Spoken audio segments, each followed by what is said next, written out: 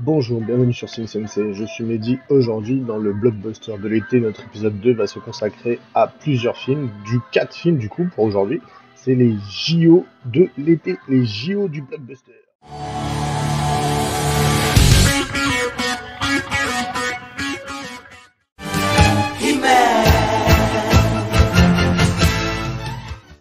Donc même si c'est compliqué en ce moment avec le pass sanitaire obligatoire dans toutes les salles de cinéma, je vais me permettre de vous parler de 4 films que je suis parti voir au cinéma et sur les plateformes de streaming, tant qu'à faire, hein, on va pas se priver. Du coup, je vais vous faire des petites critiques, des petites descriptions rapides et du coup après on rentrera dans le film ou la série ou le truc que j'ai préféré de cette semaine. Donc voilà, donc on va parler de Black Widow, de la série Loki, on va parler du retour des maîtres de l'univers avec Musclor sur Netflix, et en dernier, on parlera du film français Kaamelott. C'est parti. Le premier film alors qu'on va parler, c'est Black Widow, qui est sorti le 7 juillet 2021, donc techniquement j'aurais dû en parler avant Fast and Furious, mais je trouvais ça pas très intéressant, je voulais voir la fin de Loki, comme ça je vous parlais des deux en même temps, parce que ça fait partie du MCU, qui a été lancé la phase 4 depuis la première série, qui est, vous avez sûrement dû tous voir maintenant, WandaVision, qui était sur Disney+.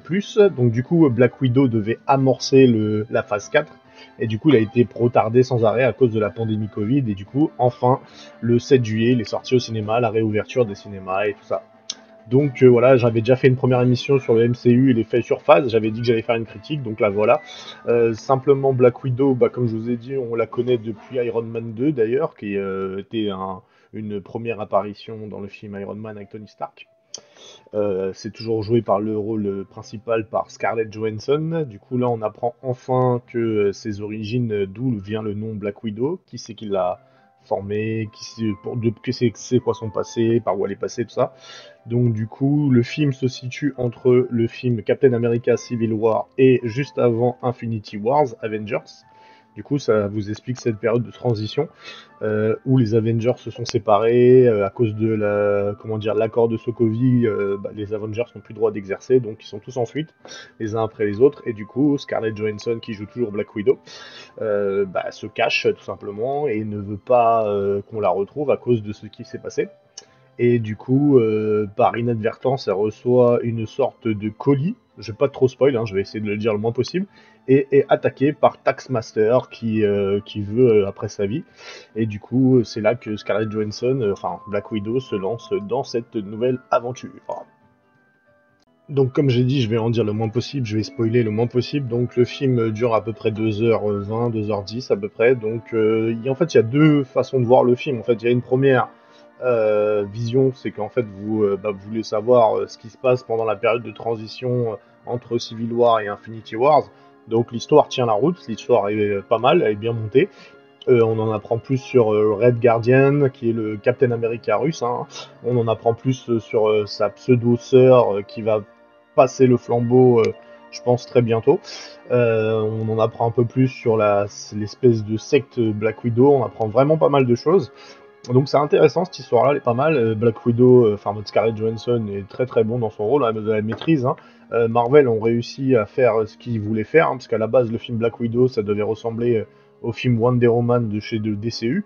Donc ils ont très bien rempli le taf. Le seul hic, moi, que j'ai trouvé, en fait, le seul inconvénient, comme je vous ai dit, hein, je vais pas rentrer dans les détails, c'est qu'il y a trop de longueur et il y a trop de girl power à mon goût. Parce que c'est bien, l'histoire est bien, c'est bien monté, ça tient la route, les scènes d'action sont excellentes, tout est nickel, sauf qu'il y a un peu trop de girl power et pendant un moment vous êtes saoulé quoi. C'est vraiment un film ciblé pour les femmes, hein, tout simplement pour les filles, et c'est comme je vous ai dit, c'est vraiment le Wonder Woman du MCU. Voilà pour Black. Donc avant de passer à Loki la série, je voulais mettre une petite touche sur Black Widow. J'ai eu une énorme déception sur Taxmaster parce que c'est un personnage que j'apprécie énormément, qui est un mercenaire, qui a une capacité de copier les gestes de n'importe quel adversaire.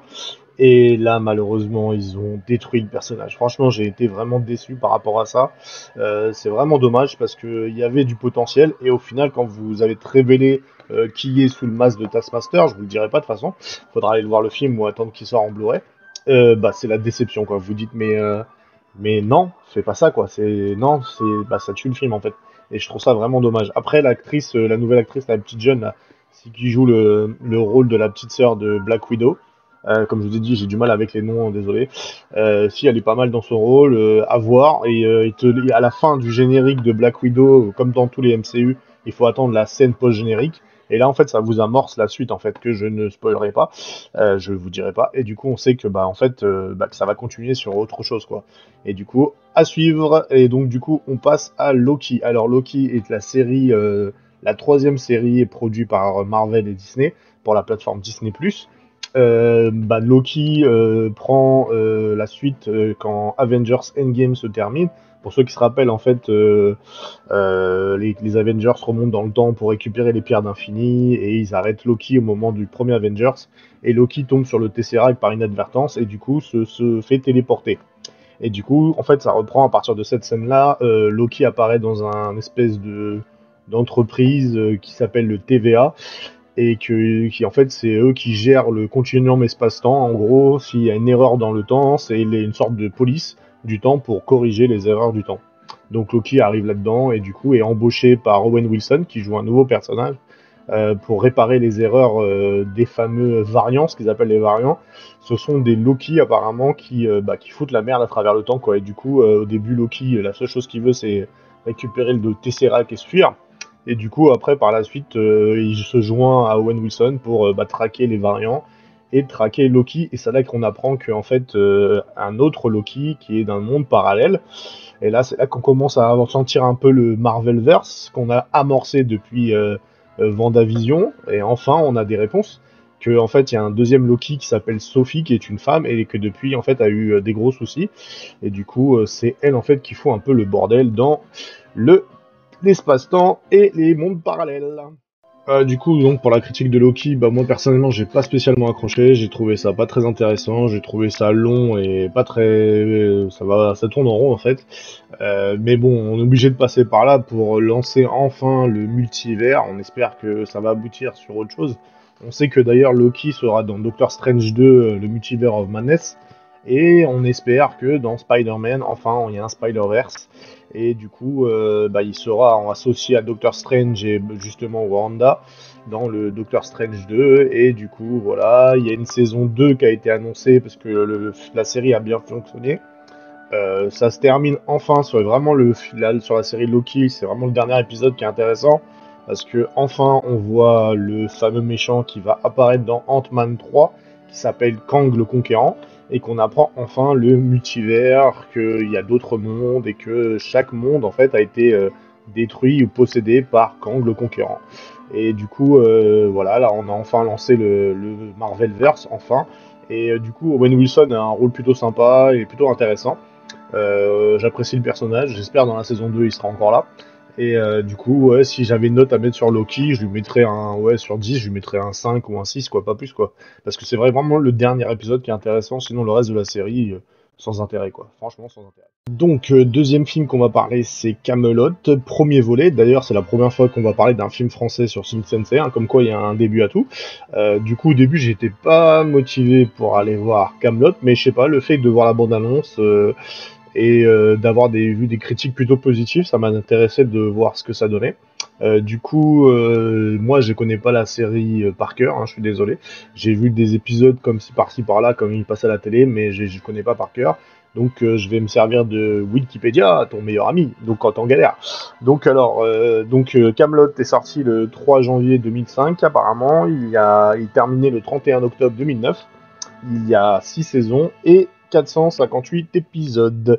Donc du coup, c'est produit et réalisé par Alexandre Astier qui joue le rôle de Arthur avec plusieurs acteurs qui font des apparitions, donc Christian Clavier, Alain Chabat, enfin bref, il y a eu beaucoup de beau monde dans Camelot. Je vais pas tous les énoncer, je suis désolé, mais il y en a énormément. Du coup, c'est là que c'est intéressant, qui a fait parler de lui parce qu'en fait, il avait des grands acteurs français qui débarquaient dans sa série. Et du coup, ça s'est fini depuis presque 10 ans maintenant, plus de 10 ans, parce que de 2009, on est en 2021. Du coup, enfin, on avait appris qu'il y avait un film qui était en projet. Du coup, le film a pris son temps, mais du coup, finalement, tant mieux. Du coup, quand vous, comme moi, vous débarquez dans l'univers de Camelot, vous connaissez pas forcément tous les personnages et toutes les histoires. Ça vous dérange pas en soi de regarder le film parce que, tout simplement, on vous explique plus ou moins ce qui s'est passé entre temps. Et du coup, Alexandre Astier est vraiment bon. Il avait fait pas mal de films Astérix que j'avais apprécié. Je trouvais que son humour plutôt sympa.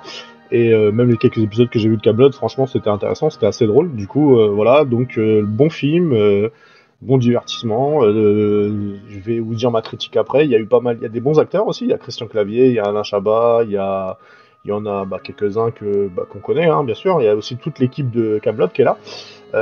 Lancelot est le grand méchant. Désolé, je lâche un spoil parce qu'apparemment Lancelot a tourné du côté obscur de la Force. Et du coup, voilà, ça vous explique qu'après 10 ans de disparition, Arthur revient. Et au début, tout le monde croit que c'est pour récupérer son trône, mais lui, non, pas du tout, il veut se barrer, c'est tout. Et du coup, au fur et à mesure du film, parce que le film il dure quand même 2 heures quand même, du coup, il se vient à enlever une armée contre la résistance et du coup détrôner Lancelot. Tout simplement. Alors, du coup, pour ma critique sur le film Kaamelott, j'ai vraiment apprécié, je trouvais ça vachement sympa, ça m'a donné envie de voir la série, du coup, pour voir un peu ce qui s'est passé entre-temps. Du coup, on sait qu'il y aura une suite, hein, ça c'est sûr, c'est annoncé à la fin du film, bon, je vais pas vous dire pourquoi du comment, je vais juste vous laisser découvrir si vous avez la chance d'aller au cinéma, ou de le voir en DVD. Du coup, j'ai trouvé ça très drôle, très amusant, très divertissant, le film bien monté. Le seul inconvénient, c'est le problème de tous les films français, c'est pour ça que j'ai un peu du mal à regarder les films français, comme j'ai expliqué, je sais pas si je l'ai expliqué dans une vidéo, c'est problème de rythme en fait. Les Français arrivent à faire une bonne histoire qui tient la route avec des gags excellents, mais il y a toujours un problème de rythme. Pendant moi, vous avez des temps morts, il se passe rien, vous êtes chiés. Ils parlent, il y a des dialogues, mais il se passe rien, c'est chiant en fait. C'est long et vous voyez le temps passer, c'est long quoi. Bon, ça reste toujours drôle parce que c'est l'univers de Kaamelott et c'est tourné à la dérision, mais c'est long, c'est long. 2 heures, franchement, heureusement qu'il y a un peu d'action parce que sinon, je me serais endormi quoi. Il y a des moments où j'ai failli piquer du nez quoi. Du coup, pour notre dernière critique, on va parler de Master of Universe, Immern, nous on le connaît sous le nom des Maîtres de l'Univers Musclor, qui est sorti enfin la suite après plus de 30 ans. La suite de Musclor, tout simplement, qui s'appelle Les Maîtres de l'Univers Révélation. Le producteur, c'est Kevin Smith. Donc pour ceux qui ne connaissent pas Kevin Smith, il a fait des BD, surtout Daredevil. C'est le pote de Ben Affleck. Il a fait 2 films qui s'appellent Jay et Silent Bob, pour ceux qui ne connaissent pas. Et il apparaît aussi dans le film Daredevil, où il joue un espèce de journaliste qui enquête sur Daredevil. Donc c'est le meilleur pote de Ben Affleck, hein, forcément, comme je vous l'ai dit. Donc c'est lui, depuis quelques années, qui a récupéré les droits des Maîtres de l'Univers et du coup a bossé sur cette suite. Donc cette suite est arrivée sur Netflix le 23 juillet. Donc les doubleurs sont juste des doubleurs de malades. Vous avez bien sûr Mark Hamill, excusez-moi, Luke Skywalker qui double Skeletor. Vous avez Sarah Michelle Gellar qui joue la copine de Musclor qui s'appelle Tila. Et l'acteur qui joue Musclor, c'est l'acteur qui jouait Mon-El dans Supergirl. Le nom, je l'ai pas, je vais regarder tout à l'heure, je vous le dirai. Mais du coup, voilà, sacré casting pour le doublage. Donc malheureusement, il n'y a que 5 épisodes, c'est très très court, mais bon, c'est qu'une première partie. Il y aura plusieurs parties. La série Musclor est sortie, la toute première est sortie en 1983. Du coup, c'était pour produire des nouveaux jouets, tout simplement. En fait, c'est des malins, ils avaient voulu lancer une gamme de jouets, et du coup, ils avaient décidé de créer un personnage s'inspirant de Conan le Barbare, mais comme ils n'avaient pas les droits, du coup, ils ont inventé un nouveau personnage avec un nouvel univers. Ils voulaient un mélange entre Star Wars, Conan le Barbare, enfin bref. Et d'où est venu les Maîtres de l'Univers. Et du coup, à chaque nouveau jouet, gamme de jouets qui sortait, vous avez une petite BD à l'intérieur qui vous faisait vendre le personnage avec son histoire, son passé, pour justement que vous ayez plus envie. Et après, par la suite, très rapidement, une série a été dessinée dans les années 83, donc ça a été mon dessin animé, mon héros quand j'étais gosse, hein, donc j'ai un petit peu de nostalgie envers ce dernier, parce que j'ai grandi avec, hein, il y a eu plusieurs saisons. Ce qui était drôle en fait, c'est qu'à chaque fois vous avez un épisode de Musclor, vous avez une petite morale à la fin, faut faire confiance à ses amis, faut être gentil, faut pas faire de bêtises, pour devenir un parfait Musclor, quoi. C'était vraiment drôle, hein, un petit côté moral. Il y avait cette fameuse phrase que tout le monde connaît qui disait par le pouvoir du crâne ancestral, j'ai la toute puissance. Et du coup, tout le monde s'amusait. Les garçons surtout en général étaient fans parce que Musclor était grand et fort, et du coup il avait un tigre de combat. Donc c'était des trucs hyper cool quoi. Et du coup quand on a vu les premières teasers de Maître de l'Univers Révélation, justement j'avais hâte de le voir. Et du coup quand je les ai regardés les épisodes, hyper content, j'ai trouvé ça super bien fait, l'histoire est plutôt bien respectée. J'ai juste un seul regret, c'est que Musclor n'apparaît pas assez à l'écran, malheureusement. Donc après, faut se dire qu'il faut pas trop juger parce qu'il y aura bien une deuxième partie, donc je pense que la deuxième partie sera meilleure que la première partie. Mais Kevin Smith va vraiment respecter le fanservice, et franchement, les dessins sont hyper beaux, donc vous savez qu'il y aura une gamme de jouets avec. Et du coup, j'espère la deuxième partie, on pourra en parler plus en détail, mais du coup, j'ai vraiment apprécié, j'ai vraiment adoré, avec le générique et tout. Mais bon, malheureusement, il n'y a pas la fameuse chanson, parce qu'à chaque fois qu'il y avait un épisode de Musclor, vous avez la petite chanson. C'est le seul regret, c'est qu'il n'y a pas cette fameuse chanson dans la période Révélation. Donc du coup, il y a eu plusieurs spin-offs, et avec She-Ra, il y avait Netflix d'ailleurs ont racheté les droits de She-Ra, ils ont refait une série. Et du coup, voilà, c'est un animé vraiment génial, excellent à regarder, à re-regarder, à redécouvrir. Moi, je me suis bercé dans les anciens épisodes, j'étais mort de rire, j'étais replongé en enfance dès les premières minutes, quoi. Et c'est vrai que la Révélation, il est disponible sur Netflix depuis le 23 juillet, donc je vous le conseille, il est vraiment bien fait, c'est vraiment excellent. Et du coup, ça fait plaisir de revoir notre héros de notre enfance revenir à la vie, et de nouvelles générations vont pouvoir connaître notre He-Man. Donc oui, il faudra pas oublier aussi, j'ai oublié de le préciser, il y a eu une tentative de faire un premier film live sur les maîtres de l'univers, He-Man, avec Dolph Lundgren, qui est sorti en 1987, c'était assez drôle, c'est un gros nanar, donc si vous avez l'occasion de le voir, regardez-le, vous allez vous taper des barres, c'est vraiment excellent, c'est vraiment hyper drôle, et du coup, oui, en fait, vous pouvez sans problème commencer par Révélation, parce qu'en fait, au début de la série Révélation, ils expliquent en fait ce qui s'est passé dans les premières séries. Donc ceux qui n'ont pas connu Musclor, enfin les maîtres de l'univers en 1983, et qui ont regardé les saisons, en fait c'est une sorte de rappel en fait de ce qui s'est passé, parce qu'en fait il y avait déjà eu un premier reboot en 2002 où ils ont rebooté l'histoire, donc faut pas regarder le 2002, même si les dessins sont super bien faits des maîtres de l'univers version 2002, mais celui-là, les maîtres de l'univers version 2002, c'est les plus proches des BD en fait, parce qu'il y a eu des BD qui sont sortis sur les maîtres de l'univers avec, je crois que c'est Marvel ou DC qui les ont fait. Du coup là en fait c'est vraiment la suite de la série originale de 83, donc faut pas tout mélanger en fait. Donc il y a Maître de l'univers de la série 83 qui s'est terminé, et Révélation il reprend où ça s'est arrêté en fait, tout simplement. Et du coup c'est au tout début de Révélation, il vous rappelle ce qui s'est passé pendant cette période de laps de temps qu'il n'y a plus eu d'épisode, ça fait plus de 30 ans qu'on n'a pas eu d'épisode.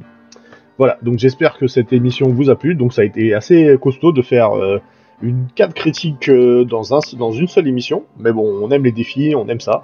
Donc être passionné, c'est être fan. On se retrouve très bientôt. Gardez le fan spirit en vous. Ciao.